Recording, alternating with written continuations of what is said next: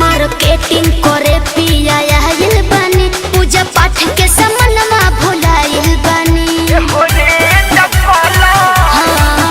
Marketing करे पिया आइल बानी, पूजा पाठ के समनमा भुलाइल बानी। तो कौना रंग चुनरिया ये सबरिया मन भावन लागेला।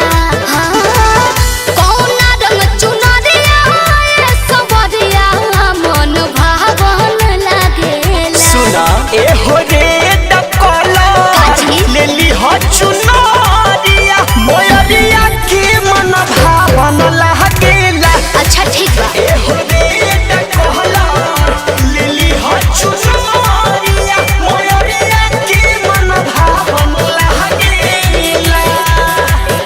बोला बोला सच्ची दरबार की।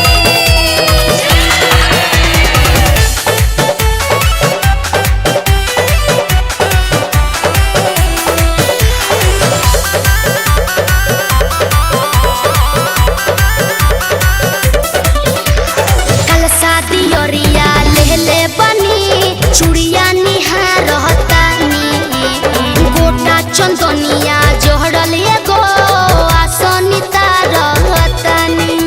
ए जी और कुछ नहीं के समझ में आवत। और बताओ तनी लेली हो छाकला बोंगिया हो। अच्छा। तुहे माई के नीक लागे। ठीक बा। ओढ़ौलया नीम के टहनिया हो। हाँ। तुहे छोइया ठीक लागे। कौना रंग के चूड़िया ये सबरिया हद सावन लागेला। धनी हो हरियर हरियर लेली हो तू चूड़िया मोयरिया पशु हावन लागेला। जी ए हो रे डकला लेली हो चुनरिया मोयरिया के मन भावन लागेला। हो रे डकला लेली हो चुनरिया।